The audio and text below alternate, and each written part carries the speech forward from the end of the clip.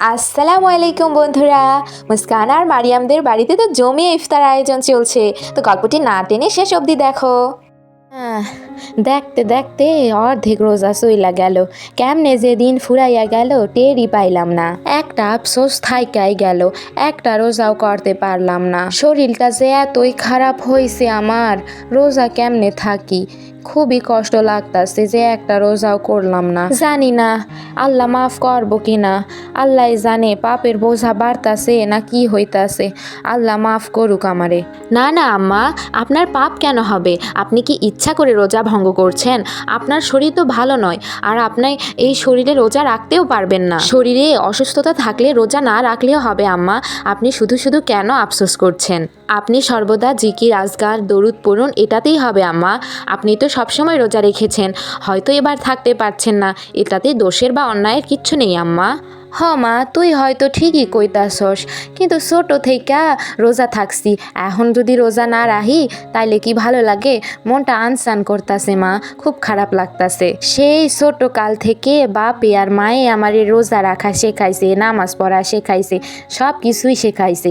সেই ছোট কাল থেইকা এসব কইরা অভ্যস্ত হইয়া গেছি, এখন যদি এই অভ্যাস সারি তাইলে কি ভালো লাগে? আচ্ছা যাই হোক, শোন মা, রোজা তো 15টা শেষ হইয়া গেল, কিন্তু এখনও তো প্রতিবেশীদের ইফতার দেওয়া হয়নি রে মা, ইফতারি দিতে হইব না?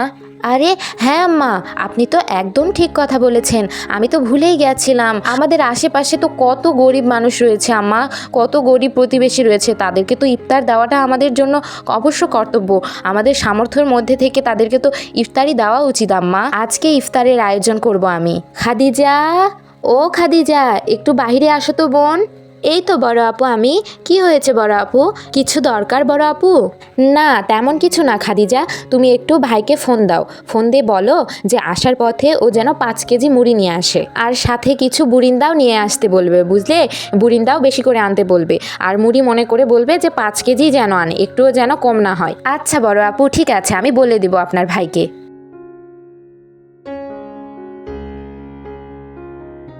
মা, ও মা, নানিমণি, তোমরা দুইজন এখানে বসে কি করছো? কিছু না, এই তো বসে আছি। কিরে তোরা কই গেছিলিস রে? সেই কোন সকালে বললি যে বাহিরে খেলতে যাবি, এখন সময় হলো তোদের বাসায় ফেরার, দুপুর হয়ে গেছে এখন। দূরে কোথাও খেলতে যাইনি মা, আরও আগে চলে আসতাম। লাইলা আপুদের বাড়িতে গেছিলাম, তো লাইলা আপুর বাবা মিষ্টি এনেছিল, আমাদেরকে খেতে দিয়েছে, খেতে গিয়ে দেরি হয়ে গেল। ও আচ্ছা, সমস্যা নেই। আচ্ছা শোন, তোদেরকে আজকে একটা কাজ করতে হবে। লাইলা, কুলসুম আর হালিমাদের বাড়িতে যাবি, আরও তোদের যারা চেনা জানা আছে, যাদের সঙ্গে খেলাধুলা করিস, ওদের বাড়িতে গিয়ে বলে আসবি যে আজকে আমাদের বাড়িতে ইফতারের দাওয়াত সকলের, কেমন? আর সকলকে বলে দিবি যাতে মাগরিবের আজানের অনেক আগে আমাদের বাড়িতে চলে আসে। যা, এক্ষুনি গিয়ে সকলকে বলে আয় মা, যা তাড়াতাড়ি যা। ঠিক আছে মা, তুমি একটুও চিন্তা করো না, আমরা এক্ষুনি যাব আর এক্ষুনি চলে আসবো, তুমি একদম দুশ্চিন্তা করো না।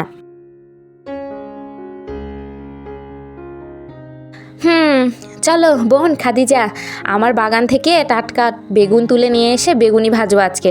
চলো, গাছে অনেক বেগুন ধরেছে, বেগুনগুলো না তুললে পোকা খেয়ে সব নষ্ট করে ফেলবে। কি বড় আপু, আপনার আবার বেগুনের বাগানও আছে নাকি? কই, আমি তো এখনো পর্যন্ত দেখলাম না। আমার বিয়ের 3 মাস হয়ে গেল, কই এখনো পর্যন্ত তো আপনার বেগুনের গাছ আমি দেখলাম না। দেখবে কি করে খাদিজা, আমার বেগুনের বাগান যে লুকিয়ে রেখেছি আমি? না না, এমনি মজা করছি। আসলে বাড়ির পেছনে একটু জায়গা রয়েছে, সেই জায়গাতে কয়েকটা বেগুনের গাছ, ফুলকপি, বাঁধাকপি, এগুলোর কয়েকটা গাছ লাগিয়েছি, তো বেগুন ধরেছে। এতদিন তো তুলিনি, কিন্তু আজকে বেগুন ধরেছে, তাই ভাবলাম চলো বেগুন তুলে নিয়ে আসি। আমি তো ভুলেই গেছি যে আমার আপু জিনিয়াস, আমিও না আজ তো একটা মাথা মোটা। চলুন বড় আপু, বেগুন তুলে নিয়ে আসি।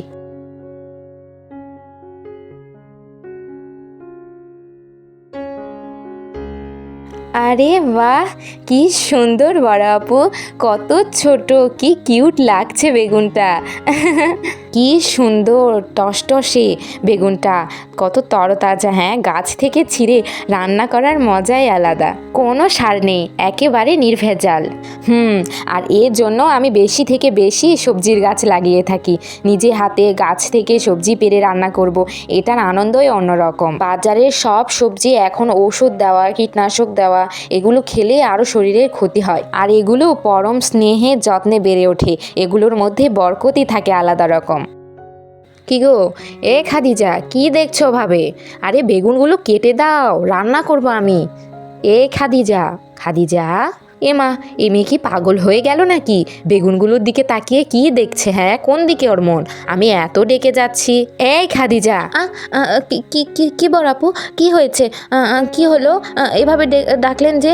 আরে আমি তোমাকে এতবার ডাকলাম, বললাম যে বেগুনগুলো কেটে দাও, সময় আছে কি, রান্না করতে হবে না? তুমি এমন কি গভীর চিন্তায় মগ্ন হয়ে গেলে যে আমি এতবার ডাকলাম তাও তুমি শুনতে পেলে না? কি এমন চিন্তা করছিলে তুমি? না মানে বড় আপু, ভাবছিলাম যে আল্লাহর সৃষ্টি কতই না সুন্দর বড় আপু। দেখুন না, এই বেগুনগুলো কত নিখুঁতভাবে সৃষ্টি হয়েছে, কত ছোট আর কতটাই না নিখুঁত। শুধু এটাই নয় আপু, মহান আল্লাহ আমাদেরকে কত নিয়ামত দিয়েছেন, অথচ আমরা ওনার শুকরিয়াই আদায় করি না। আমরা তার অবাধ্য হই, অথচ তিনি আমাদেরকে কত নিয়ামতে পরিপূর্ণ করে রেখেছেন।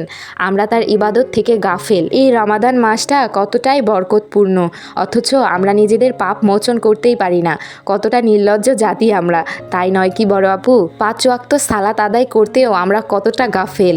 আমরা ঠিকমতো সালাত আদায়ও করি না। এত কিছুর পরেও সেই মহান আল্লাহ তাআলা তার নিয়ামত থেকে আমাদের এক চুল পরিমাণও নিরাশ করেন না। তিনি আমাদের দোয়া কবুল করছেন, আমাদের সকল চাহিদা পূরণ করে দিচ্ছেন। কতই না তিনি মহান। হ্যাঁ বোন, তুমি একেবারে ঠিক কথা বলেছ। আমরা যে মুসলিম এটা আমাদের দাবি করার আগে 10 বার ভাবা উচিত, কারণ আমরা কতটুকু সেই মহান রবের ইবাদত করতে পারছি সেটা তো আমাদের চিন্তা করতে হবে আগে। দুনিয়ার সকল কাজকর্ম নিয়ে ব্যস্ত না থেকে আমাদের উচিত দিনের একটা নির্দিষ্ট সময়ে তার ইবাদত করা, তাকে স্মরণ করা। অথচ আমরা তা করি কোথায়? আমাদের সময়ই নেই, আমরা এটা সেটা করতেই ব্যস্ত। শুধু রমাদান মাস নয়, আমাদের সারা বছর উচিত ওনার ইবাদত করা। তবে হ্যাঁ, রমাদান অবশ্যই আমাদের জন্য পরিবর্তন নিয়ে আসে। এই পরিবর্তনটাকে সারা বছর কাজে লাগাতে হবে, সারা বছর এই পরিবর্তন ধরে রাখতে হবে আমাদের, তবেই না আমরা প্রকৃত মুসলিম হতে পারবো। হ্যাঁ বড় আপু, আপনি ঠিক বলেছেন, আমাদের উচিত এই পরিবর্তনটাকে ধরে রাখা। আমরা রমাদান মাসে যেমন যে যতটুকু পারি ইবাদত করি, এই সারা বছর আমাদের উচিত ঠিক একইভাবে ইবাদত করার। আমি আজ থেকে প্রতিজ্ঞা করছি বড় আপু, আমি 5 ওয়াক্ত সালাত আদায় করব আর চেষ্টা করব মহান আল্লাহ তাআলার নির্দেশ মেনে চলার। তিনি যা করতে নিষেধ করেছেন তা বর্জন করব এবং তিনি যা মানতে বলেছেন সেটি মেনে চলবো আমি। বড় আপু, এই যে নিন, আমি পেঁয়াজগুলো ঝুরি ঝুরি করে কেটে দিয়েছি, আপনি এই পেঁয়াজগুলো দিয়ে পেঁয়াজু ভাজতে থাকুন। আপনার পেঁয়াজু বানাতে বানাতে আমার বেগুনগুলো কাটা হয়ে যাবে, তারপর আপনি বেগুনিগুলো ভেজে নেবেন। তো বন্ধুরা, এরপর এক এক করে বেগুনি আর পেঁয়াজু ভাজা হয়ে গেল। কিরে ও খাদিজা, আয়শা, তোমাগো রান্না হইলো? বেলা তো শেষ প্রায় দেখতেছি, একটু পরই তো আজান দিয়া দেব, তাড়াতাড়ি রান্নাগুলা শেষ করো। এই তো আম্মা, রান্না প্রায় শেষ হয়ে গেছে, আমাদের পেঁয়াজু আর বেগুনি ভাজা হয়ে গেছে, এখন শুধু ছোলা রান্না করার বাকি। ছোলা রান্না করলেই শেষ হয়ে যাবে। হ্যাঁ আম্মা, আমাদের রান্না প্রায় শেষ, এই তো আমি ছোলা রান্না করছি, আর বেশি সময় লাগবে না, এই 10 থেকে 20 মিনিটের মধ্যে আমাদের রান্না হয়ে যাবে। তো বন্ধুরা, এক এক করে তো সব রান্না শেষ হয়ে গেছে। এখানে কিছু ফল কাটা রয়েছে, তারপরে বুরিন্দা, ছোলা, বেগুনি, পেঁয়াজু সব রান্না শেষ। খুব চমৎকার আয়োজন। আরে বাহ, খুব চমৎকার হয়েছে সব রান্না, খুব ভালো লাগতাছে। কিন্তু মুস্কান আর মারিয়াম কই গেছে? হ্যাঁ, সময় তো হইয়া গেছে, মাইয়া দুইটা কই গেল? আর আমিরও তো এখনো আইলো না। আম্মা, আপনি দুশ্চিন্তা করবেন না, ভাই ঠিক সময়ে চলে আসবে। আর মুস্কান আর মারিয়ামকে পাঠিয়েছি ইফতার দিয়ে, গ্রামের যারা গরিব রয়েছে, আমাদের প্রতিবেশী যেসব, তাদেরকে ইফতারি দেওয়ার জন্য। আম্মা, আমি আপনার ছেলেকে বলে দিয়েছি ফোন করে, ও মুড়ি নিয়ে আসবে। ওর আজকে একটু কাজের চাপ আছে তো, তাই দেরি হচ্ছে। তো বন্ধুরা, এমন সময় মায়াপরি সেখানে উপস্থিত হয়। আরে বাহ, আজকে তো দেখছি বাড়িতে বিশাল আয়োজন হচ্ছে খাওয়া দাওয়ার, কিন্তু আমি তো দাওয়াত পেলাম না, তাহলে কি আমি খাবো না আজকে? আরে না না মায়াপরি, তুমি ভুল কেন বুঝছো মা? তুমি ভুল বুঝো না আমাদের। আসলে আজকে বাড়িতে অনেক মানুষ আসছে, কিন্তু তুমি যদি এখানে খাও তাহলে তো তোমাকে দেখে ফেলবে সবাই, আর তোমাকে দেখে ফেললে তো একটা কেলেঙ্কারি হয়ে যাবে। ও আচ্ছা, এই ব্যাপার, কোনো সমস্যা নেই মা, তুমি দুশ্চিন্তা করো না, আমি অদৃশ্য হয়ে থাকবো, আমাকে কেউ দেখতে পারবে না, শুধুমাত্র তোমরা দেখতে পারবে আমাকে। তো বন্ধুরা, এক এক করে তো মুস্কান আর মারিয়ামের সকল বন্ধুরা উপস্থিত হয়, লাইলা, হালিমা, কুলসুম আর আমাদের ছোট্ট মুস্কান মারিয়াম। আরে বাহ, খুব ভালো। আরে আরে, এই তো দেখি সকলে উপস্থিত হইয়া গেছে। আরে বাবা রে, লাইলা, কুলসুম, হালিমা, সকলে আইয়া পড়ছো। আসো আসো, এখানে আসো, এখানে বসো। দেখো কত ইফতার আয়োজন আজকে আমাগো বাড়ি। আম্মা, এবার কিন্তু আমার সত্যি সত্যি দুশ্চিন্তা হচ্ছে। ভাই এখনো কেন আসছে না? আর একটু পরই আজান দিয়ে দিবে। এর কিছুক্ষণ পর আমির হামজা চলে আসে। আরে বাপরে, আজকে আমার বাড়িতে এত মানুষ কেন? ওরে বাপরে, এ তো দেখি খাওয়া দাওয়ার বিশাল আয়োজন। ব্যাপারটা কি? হ্যাঁ, বাবা আমির, তুই আইয়া পড়ছস? এই মাত্র তোর বোন কইতাছে যে আমির এখনো কেন আইতাছে না। আমার বুকের ভেতরও ধরফর করতাছে। আয় বাবা, আয় আয়, আমার পাশে আইয়া বস। আম্মা, হঠাৎ এত বড় করে ইফতার আয়োজন, ব্যাপারটা কি? কোনো কারণ আছে কি? না বাবা, তেমন কোনো কারণ নাই।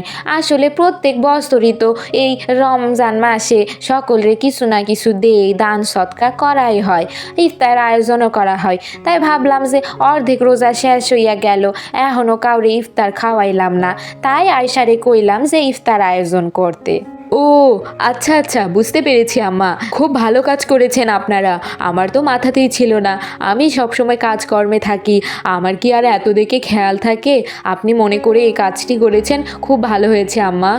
বাবা, আমি জানি তো তুই কখনোই না করতে পারস না, কারণ আমি জানি তো আমার পোলার মন কত বড়। আল্লাহ তোরে বাঁচায় রাখুক বাবা।